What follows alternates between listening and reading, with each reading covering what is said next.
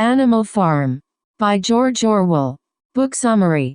One night, all the animals at Mr. Jones' Manor Farm assemble in a barn to hear old Major, a pig, describe a dream he had about a world where all animals live free from the tyranny of their human masters. Old Major dies soon after the meeting, but the animals, inspired by his philosophy of animalism, plot a rebellion against Jones. Two pigs, Snowball and Napoleon, prove themselves important figures and planners of this dangerous enterprise. When Jones forgets to feed the animals, the revolution occurs, and Jones and his men are chased off the farm. Manor Farm is renamed Animal Farm, and the 7 commandments of animalism are painted on the barn wall.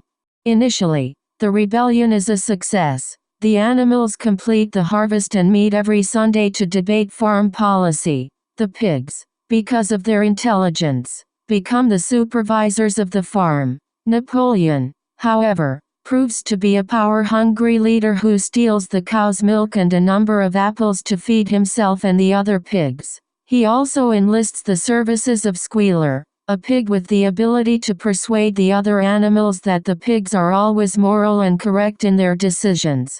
Later that fall, Jones and his men return to Animal Farm and attempt to retake it.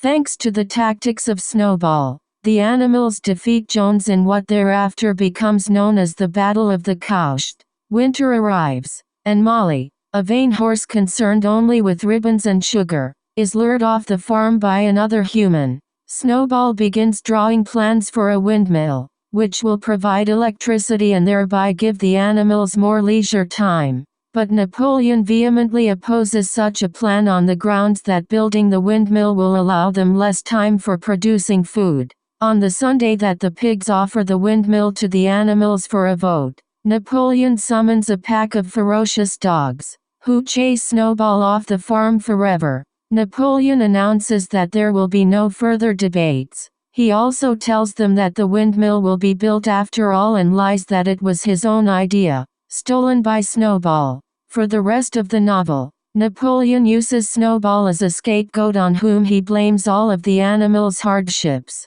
Much of the next year is spent building the windmill. Boxer, an incredibly strong horse, proves himself to be the most valuable animal in this endeavor. Jones, meanwhile, forsakes the farm and moves to another part of the county. Contrary to the principles of animalism, Napoleon hires a solicitor and begins trading with neighboring farms. When a storm topples the half-finished windmill, Napoleon predictably blames Snowball and orders the animals to begin rebuilding it.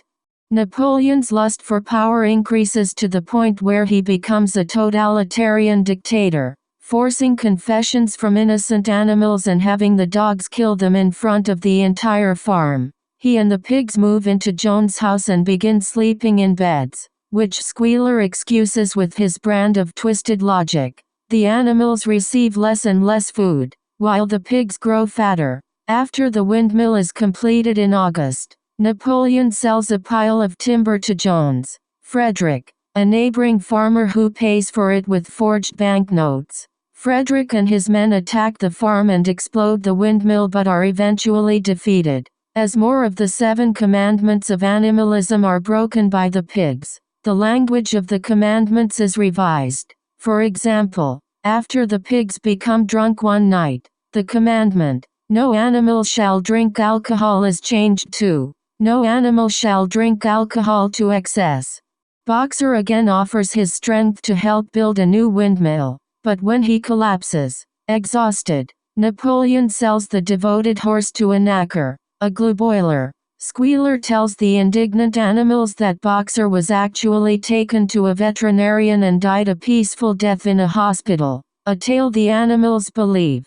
Years pass and Animal Farm expands its boundaries after Napoleon purchases 2 fields from another neighboring farmer, Pilkington. Life for all the animals, except the pigs, is harsh. Eventually, the pigs begin walking on their hind legs and take on many other qualities of their former human oppressors. The 7 commandments are reduced to a single law. All animals are equal, but some are more equal than others.